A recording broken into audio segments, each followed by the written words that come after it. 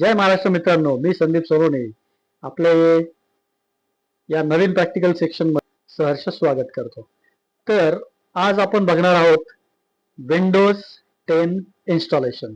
ज्यावेळेस कुठलाही प्रोग्राम त्याच्यात लोड नसतो, तो सगळ्यात महत्वाचा प्रोग्राम आपल्याला पाहिजे असतो तो म्हणजे विंडोज ऑपरेटिंग सिस्टीम, आणि ती कशी इन्स्टॉल करायची हे आज आपण बघणार आहोत. ज्यावेळेस कुठलाही प्रोग्राम लॅपटॉप मध्ये लोड केलेला नसतो. तर ही हार्ड डिस्क आहे, अशा टाइप मध्ये हार्ड डिस्क येते आणि एसएसडी पण अशीच असते. नंतर दुसरा इन्स्टॉलेशन साठी आपल्याला लागणारा महत्वाचा घटक म्हणजे बुटेबल पेन ड्राईव्ह. हा बुटेबल पेन ड्राईव्ह मधूनच आपण बूट करणार, कारण आपल्याकडे कुठलाही प्रोग्राम आता लॅपटॉप मध्ये इन्स्टॉल नाहीये. आपल्याला मेन ऑपरेटिंग सिस्टीम पहिली लोड करायची, मेन महत्वाचा प्रोग्राम. लॅपटॉप चालू केल्यानंतर हा बुटेबल पेन ड्राईव्ह त्याला लावायचा युएसबी पोर्ट मध्ये आणि त्याच्यावरती बूट ड्राईव्ह सिलेक्ट करायचा.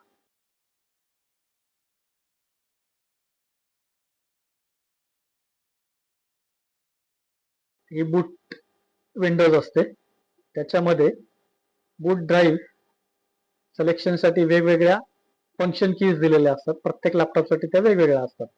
फंक्शन कीज दाबून आपण बुटिंग प्रोसेस चालू करतो. बुटिंग लिस्ट मध्ये आपल्याला जो आपण बुटेबल पेन ड्राईव्ह कनेक्ट केलेला आहे तो ओळखून त्याच्यावरती एंटर करायचं, कारण त्यातनं आपण बूट करणार आहोत. ते विंडोज बुटेबल मधनं ज्यावेळेस बूट होतो त्यावेळेस तो आपल्याला ऑप्शन विचारतोय, मला 64 बिट ऑपरेटिंग सिस्टम इन्स्टॉल करायची का 32 बिट. आता सगळ्या 64 बिट ऑपरेटिंग सिस्टीम असतात, तर आता आपण Windows 10 64 bit operating system install करायला सिलेक्ट करायचं आणि एंटर करायचं. पुढे प्रोसेस चालू होते, तर थोडा वेळ वाट बघायची. विंडोज इन्स्टॉलेशन हे खूप पेशन्सचं काम आहे, कुठलीही घाई गडबड करायची नाही.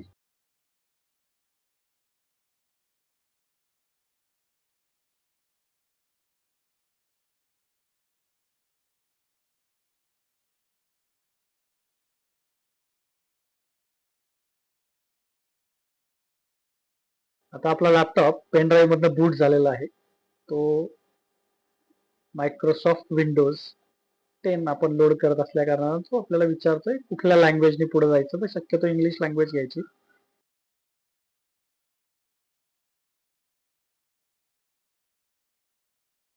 त्याच्यानंतर विंडोज ओएस इन्स्टॉल करायचे इन्स्ट्रक्शन्स काही असतात ते करायचे. त्याच्यानंतर तो लिस्ट आपल्याला विचारतो की कुठल्या टाईपची ऑपरेटिंग सिस्टीम आपल्याला यात लोड करायची. कुठल्या टाईपची इन द सेन्स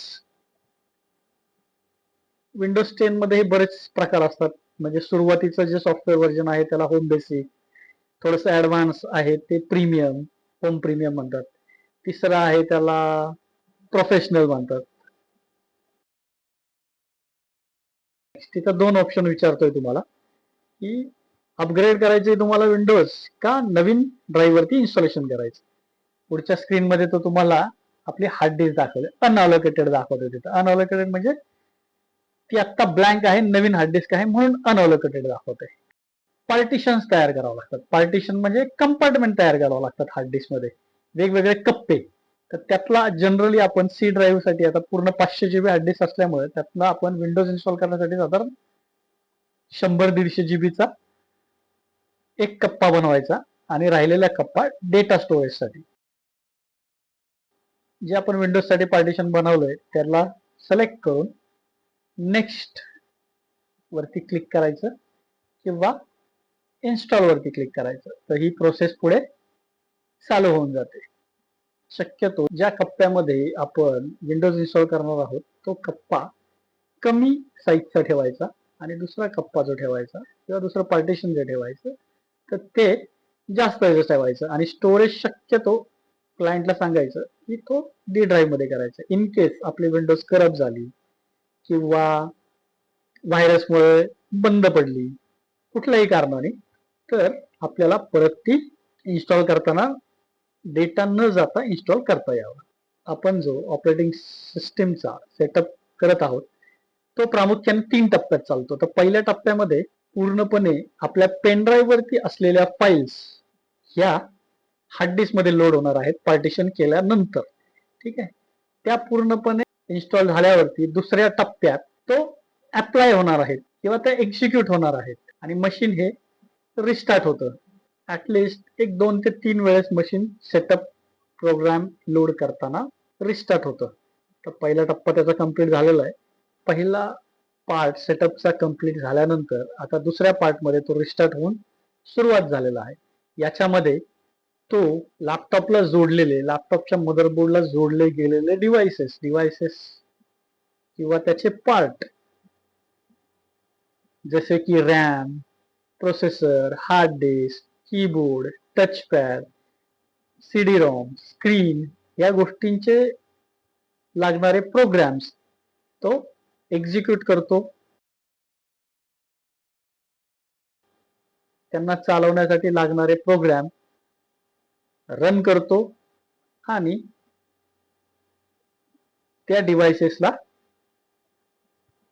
ऍक्टिव्हेट करतो.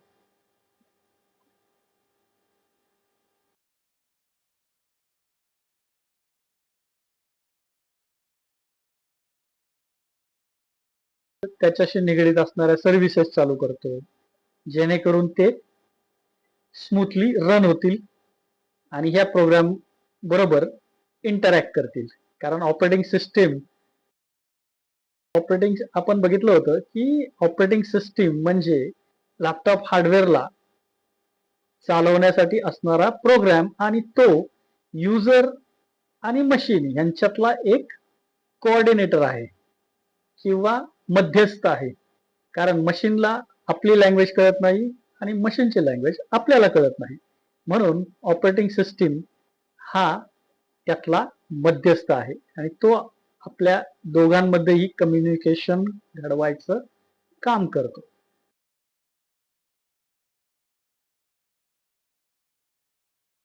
त्याच्या पुढे विंडोज लोड झालेली आहे, एक्झिक्यूट पण झालेले आहेत सगळ्या फाईल.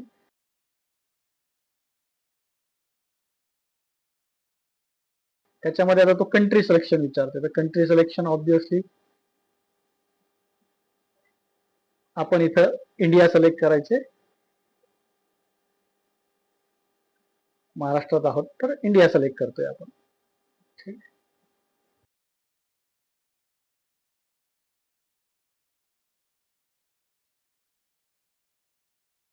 त्याच्यानंतर तो विचारतो तुम्हाला कुठला कीबोर्ड यूज करायचा आहे. तर तो आपण जनरली यूएस कीबोर्ड यूज करतो. अजून कुठला एखादा तुम्हाला रिजनल लँग्वेजचा कीबोर्ड सिलेक्ट करायचा तोही करू शकता, पण जनरली यूएस कीबोर्ड सिलेक्ट करायचा आणि नेक्स्ट करून टाक. त्याच्यानंतर तुमचे जोडले गेलेले वायफाय, नेटवर्क हे डिव्हाइसेस त्यांनी आता लोड केलेले आहेत. आता शेवटच्या टप्प्यात तो युजर स्क्रीन कशी दिसावी आणि कशी एंटर व्हावी ह्याच्यासाठी असणारी इन्फॉर्मेशन तो आपल्याकडनं घेतोय. त्याच्यामध्ये सगळ्यात पहिला असतं युजर नेम. ज्या काही नावाने तुम्हाला तो युजर तयार करायचा असेल तर तो तुम्ही तिथं तयार करू शकता. ठीक आहे. नंतर नेक्स्ट पासवर्ड जर तुम्हाला द्यायचा असेल तर तुम्ही पासवर्ड सेट करू शकता आणि नेक्स्ट करू शकता. इथं तुम्हाला प्रायव्हसी सेटिंग ज्या असतात डिव्हाइसेसला लागणाऱ्या त्या तिथं सेट करायच्या. शक्यतो बाय डिफॉल्ट सगळ्या ऑनच असतात. नेक्स्ट करायचं. अजूनही काही फीचर्स असतील विंडोजशी रिलेटेड तो ऍक्सेप्ट करायचे आणि पुढे जायचं.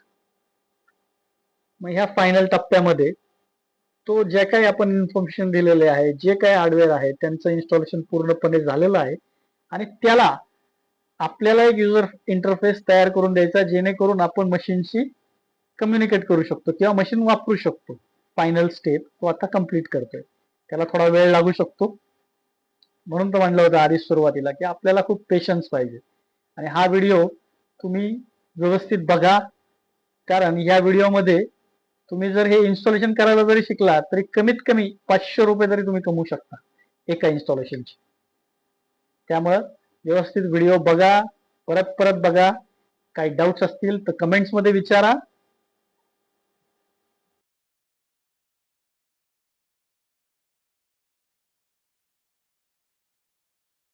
पण हे प्रॅक्टिकल सेक्शन आपल्या प्री बेसिक कोर्सचा पार्ट असल्यामुळे मी तुम्हाला करून दाखवते पूर्णपणे. व्यवस्थित शिकून घ्या. जरी तुम्ही लॅपटॉप टेक्निशियन म्हणून कामही करणार असाल, दुसऱ्याला तुम्हाला पैसे नसतील कमवायचे, पण ऍटलीस्ट तुम्ही पैसे तुमचे वाचवूही शकता जर तुमचा लॅपटॉप तुम्हाला जर दुरुस्त करता आला तर ऑपरेटिंग सिस्टीम. आणि या ऑपरेटिंग सिस्टीम करत होतच असतात. त्यामुळं याला तुम्हाला टेक्निशियन करत जावं लागतं. जर हे तुम्ही शिकला तर तुम्हाला घर बसल्या तुमचा लॅपटॉप पुन्हा पूर्ववत करता येईल आणि तुमचे पैसेही वाचतील. त्यामुळे व्हिडिओ परत परत बघा.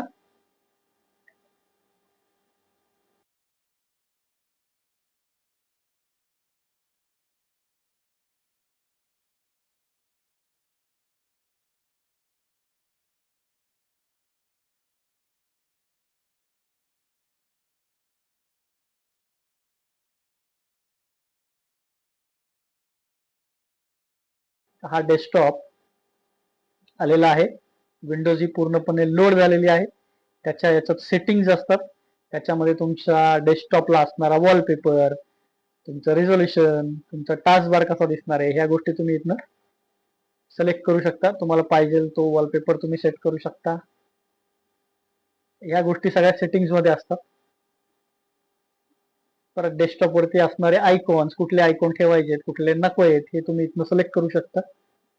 शक्यतो लागणारे आयकॉन्स तुम्ही इथनं ऍड करू शकता किंवा डिलीटही करू शकता.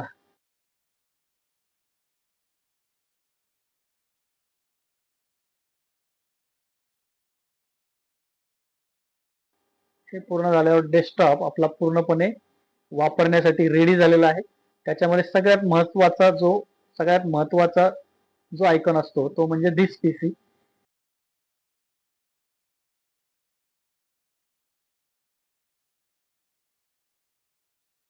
धिस पीसी ओपन केल्यावरती त्यामध्ये तुम्हाला आपण जोडलेली हार्ड डिस्क दिसणार आहे. त्यातला जो सी ड्राईव्ह असतो बाय डिफॉल्ट तो आपली विंडोज त्यात लोड झालेली आहे. दुसरा आपण डेटासाठी एक बनवलेला होता पार्टिशन, तर ते डी ड्राईव्ह आहे, त्याच्यात डेटा स्टोअर करून ठेवायचा.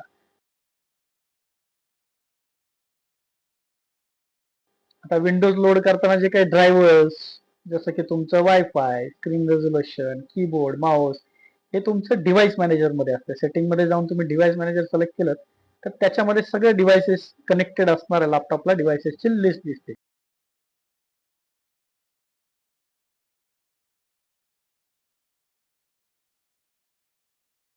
मित्रांनो, प्रॅक्टिकल व्हिडिओ तुम्हाला कसा वाटला तर नक्की कमेंट मध्ये सांगा.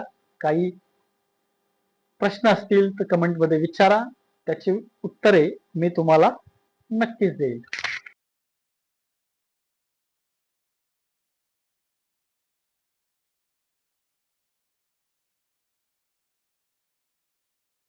थिअरी लेक्चर बघताना एक शटडाऊन प्रोसेस एक बघितली होती, तर ती प्रॉपरली शटडाऊन प्रोसेस फॉलो करायची.